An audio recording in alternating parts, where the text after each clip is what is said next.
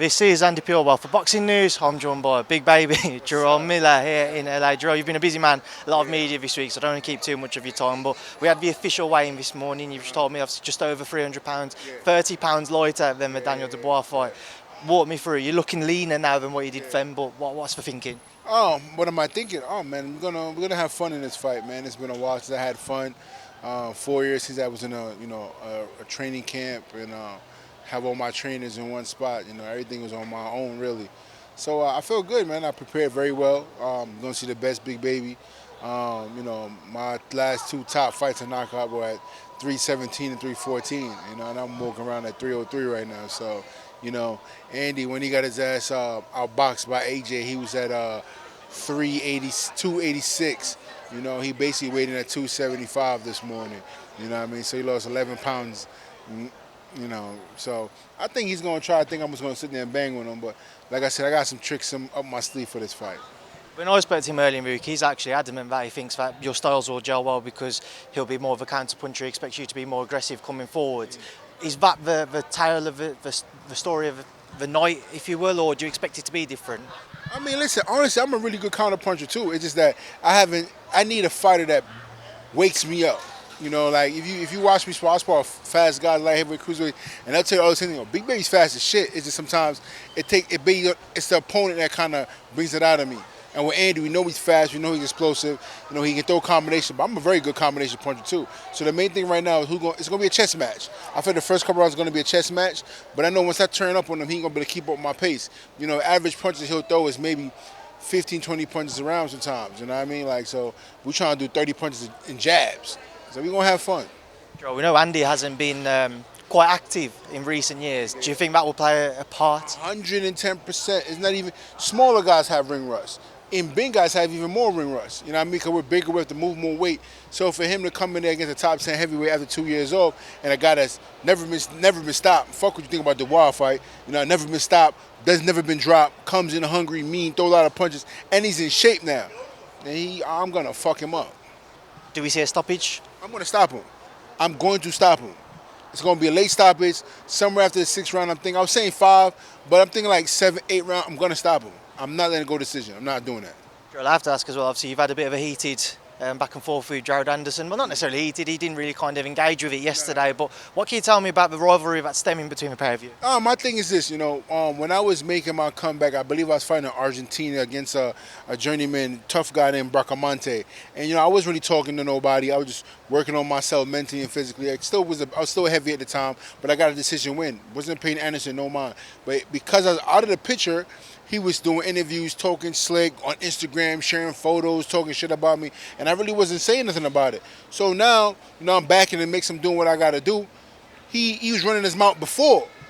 I'm like, I remember what you said, little punk, say it again, say it to me now. He don't look my way, he don't say nothing. You know what I mean? He's a little punk, he's a little pussy. But the thing about heavyweight boxing is you gotta learn how to take it and how to dish it. I can take it and dish it.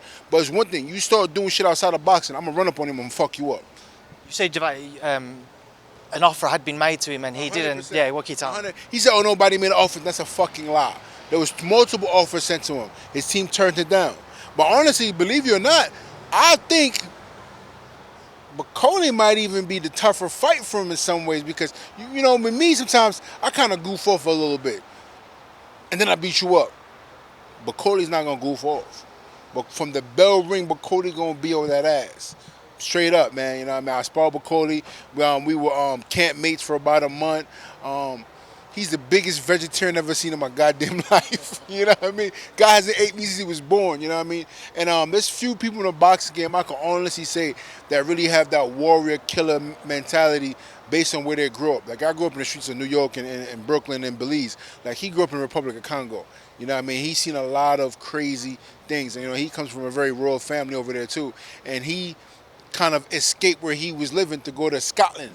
He's the only black man for 1,000 miles. So that's the time to tell you the kind of peace he was trying to do. He wanted to get away and just have peace in his life. Fighting is only war he wanted to deal with. So that kind of mentality, and when you talk to me, really know a guy like that, the guy's a killer. He's a killer like me, man. So listen, man, it's going to be a good fight. But I think, don't be surprised if Jared, mark my word, do not be surprised if Jared could on the stool. We know you said in the press conference yesterday that regardless of the outcome of that fight, you would happily and still fight Jared Anderson 100%. Next because you want to get your hands on him. 100%. we know if there's any man in boxing who will make fights, especially if you're impressing and you're kind of giving a fan something to cheer about, regardless of your result, it's Turki Al Sheikh, as long as you entertain. Correct. Do you think that next we will see you two cross paths? Listen, I know I'm going to win my fight. And if Turkey wants it, we definitely can make it happen. As if Jarrell wants it. He made over twice, told me he turned it down.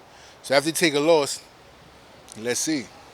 There's one more fight I just want to get your thoughts on before we wrap this up. A man you was due to face, but obviously never went ahead. And then Daniel Dubois, a man you did face, Anthony Joshua Dubois. What's your thoughts? I'm rooting for Dubois in this fight. You know, even though I lost the fight against him, it wasn't my best performance. I wasn't in my best shape. But he's a good kid, man. Dubois is a good guy, man. I mean, outside of boxing, I got love for him and his team. And I'm rooting for the kid, man. He wins, make me look better. And then we gets a world champion, I get my rematch with him. So, you know, I'm not the kind of guy that hate behind closed doors. Like these guys you see in boxing, they hate, they talk shit. I'm the realest guy in one of the most realest guys in boxing, and the realest guy in the heavyweight division. I don't talk shit because I talk shit. I talk shit because I believe in it. You know what I mean? And I'm a fan of Dubois. I hope he can pull it off. There's just one other man, one other fight I want to talk to you about is Derek Chisora's victory against Joyce this past weekend. Not many people expected to see it. What did you make of it? I told people, I said if Joyce don't use his jab, Chisora is going to beat him up with hooks all day. And that's what he did. I don't know why you're fucking 6'7", 6'8", and you don't jab a motherfucker that's 6'1", 6'2". Like, why would he just try to hook with a hooker? You know, Chisora is not a technically sound fighter, man. He's just, you know, he those hooks, those uppercuts, throw him right. He's a brawler.